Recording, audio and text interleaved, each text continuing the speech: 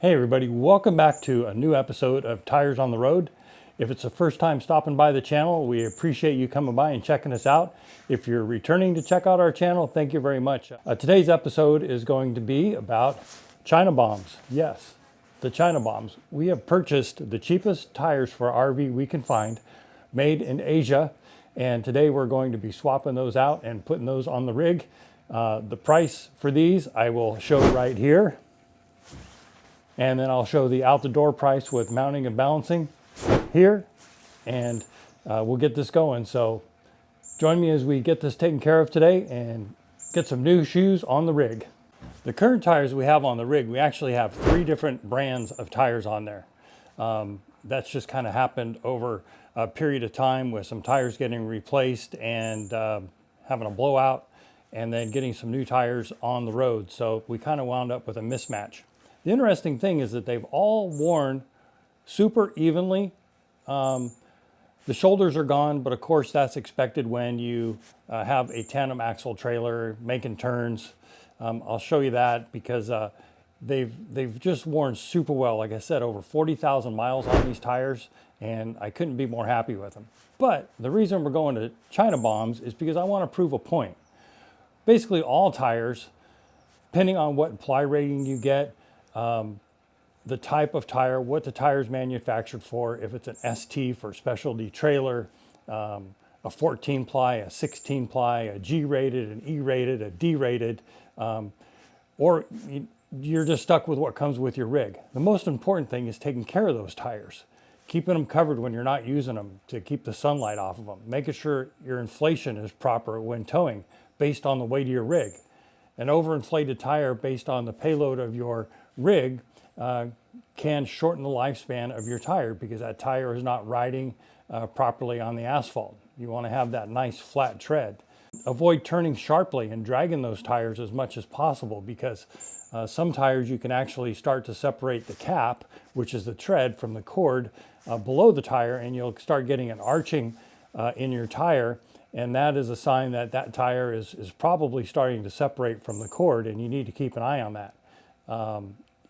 When you inspect your tires, you need to look for that and see if there's uneven spots where maybe the tread is arching more than in other locations, because if that's the case, you definitely are on your way to having trouble with that tire. Not running over curbs. Pinching your sidewall between the curb and the wheel is a death sentence for tires because it just shortens that life of that tire that much more because it pinches that tire, it stresses the cap off of the cord and just causes damage to the tire that you may not see until it's too late. You think, oh, I just ran over a curb, it's no big deal. Well, that can be detrimental to the longevity of the tire.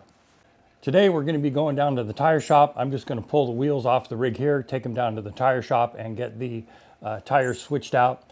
I'm also going to be replacing the valve stems with new metal valve stems. Currently have metal valve stems. I'm going to change them out anyways just to be safe. They are high pressure rated metal valve stems, and if you're running a TPMS system, it's imperative that you run metal valve stems because eventually the centrifugal force, the weight of the TPMS sensor, will pull those rubber valve stems apart. You can see story after story on YouTube or Facebook or wherever you do your social media and follow RV of people's valve stems failing.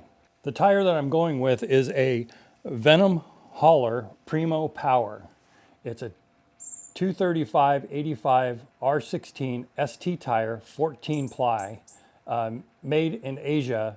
The name of the company is Venom. They're big into off-road tires, truck tires, just a lot of tires to do with the recreational industry. They're the cheapest ones I could find, and we're going to see how these work out. And I hope you join us and come along with us on our trip to see and make sure we make it around the country. We are leaving for Florida here pretty soon, and that'll be about 3,100 miles one way. So that'll be the test. And let's get these bad boys off, head over to the tire shop, get them changed out. And I also have one new rim here that we're going to be replacing because I had a damaged wheel from a previous blowout. I'm going to replace that today as well. So here we go. Before I take these off, I'm going to remove the TPMS sensors and I'm going to label them right front, right rear, left rear. So when I get the new tires back and I put the wheels on, I get the TPMS sensors back in the proper position.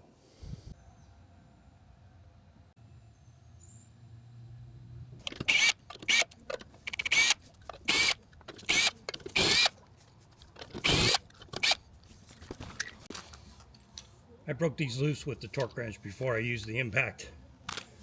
120 foot-pound of torque is up there.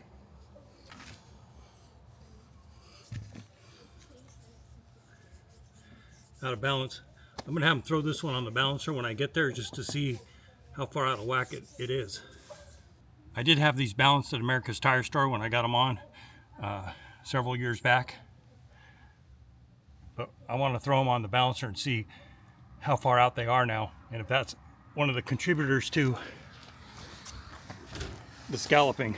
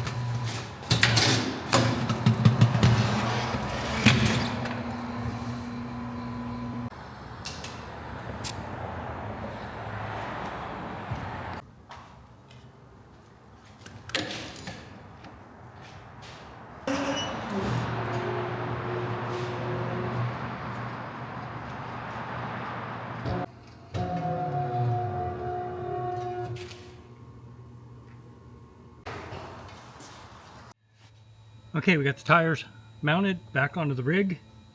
Got them all cleaned up, got the wheels cleaned up, cleaned the lug nuts, cleaned the back side of the wheels, cleaned all the old goo off from the old weights, got them remounted up, got them torqued down to 120 foot-pounds per the manufacturer's specification, i.e. Alliance. Now I'm getting ready to put the TPMS sensors back on to my new metal valve stems.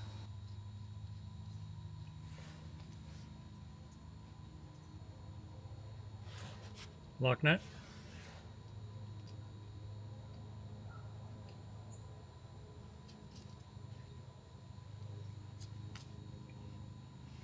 Sensor.